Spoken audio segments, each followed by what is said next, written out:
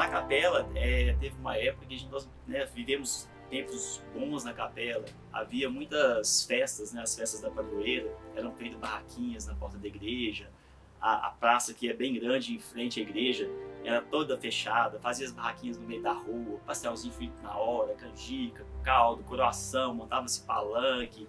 Minha tia e minha mãe ajudavam a decorar tudo e ficava, nossa, eram festas boas que eu recordo com muito saudosismo. Era uma época muito boa. Tudo acontecia aqui, nesse pedaço. Ali era a igreja, ali se casava, se comemorava aniversário, se velavam, né?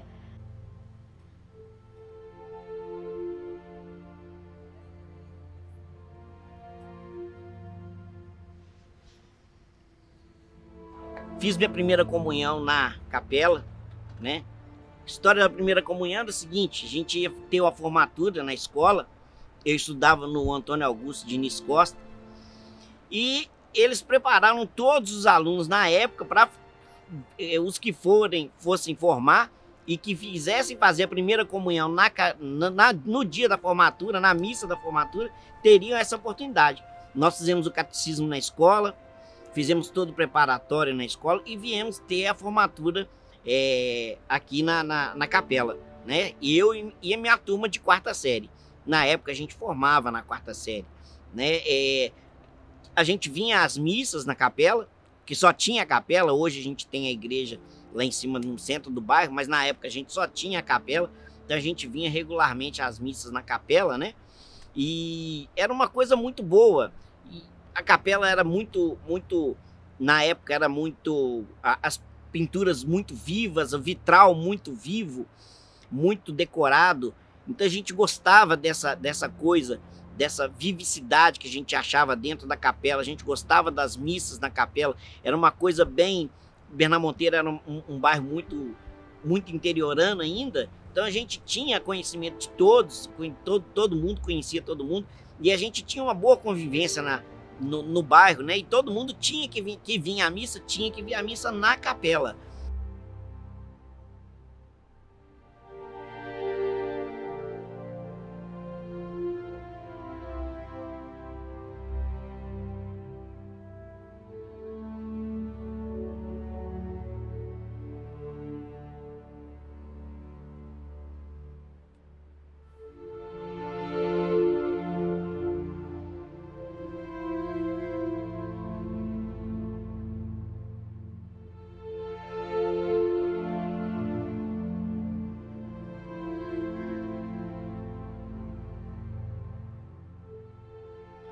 Depois, lá em Bernardo Monteiro, juntou a comunidade na construção da igreja Santa Edviges lá, né? E eu diria, nós que éramos moradores do Bernardo Monteiro, centralizamos em construir a igreja. Mas o meu sonho foi me casar na capela. Eu tinha um sonho de casar na capela, porque eu me lembro quando eu estava fazendo catecismo, ia começar o catecismo, a professora nos trouxe para conhecer a capela. E eu fiquei encantada com o teto, a nave da capela, porque era toda pintada de anjos, aquela coisa que você vê só em história, igreja grande. E os vitrais, que eram muito bonitos, né? Os vitrais eram todos de Roma. E eu jurei que ia casar na capela. E casei na capela. Batizei... Não, batizado da minha filha, não. Mas a minha filha fez até a primeira formaturinha dela de jardim foi aí na capela.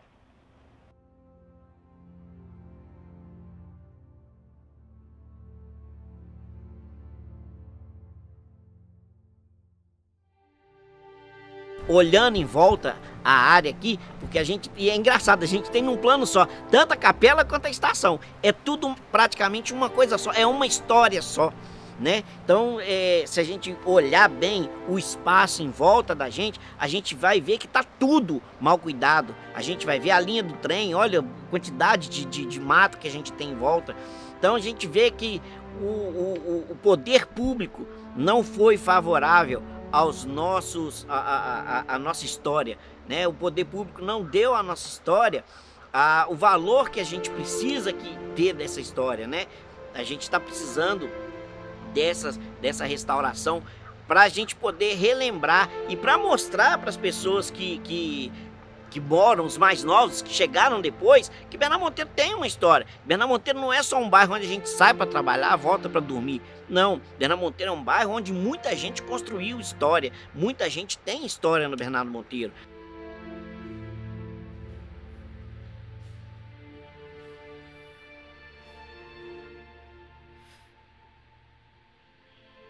Para mim é um desrespeito com a história, né? Você procurar hoje um menino desse aí, eles não sabem falar que aqui nem que aqui tinha um trem. Domingo, a gente mesmo pegava o trem aqui embaixo, tomava o trem para fazer piquenique com a família em Juatuba, na represa de Juatuba, e que um monte de família. Viajar, a gente embarcava no trem aqui para Central, para lá embarcar em outro trem para ir para Vitória, ia deixando a gente para vários lugares, igual eu fui para Santos Dumont, na casa do meu tio, eu fui do trem. Então, isso aí é uma imoralidade que estou fazendo. A capela é cheia de história, aqueles vitrais vieram de Roma, olha a idade, acabou tudo quebrado, sabe? A comunidade chegou a fazer quermesse ali para tentar resgatar isso, mas depois veio o tombamento e foi ver, tirado da gente. Tá lá.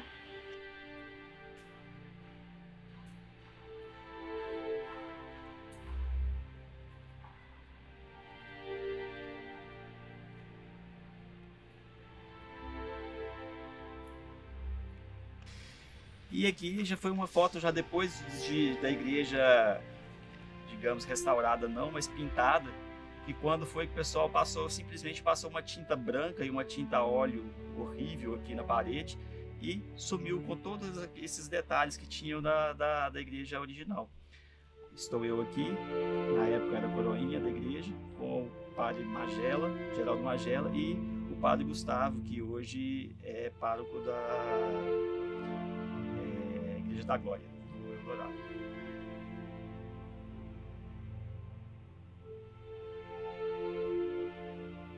Deveria ter, pelo menos, tido um olhar para conservar pelo menos a estação, fazer dali um pequeno museu, né?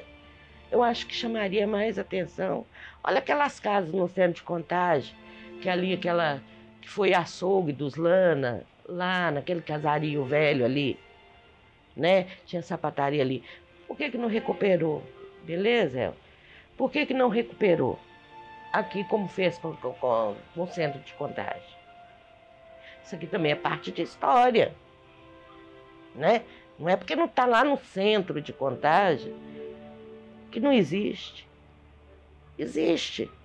E é nosso. É patrimônio, né?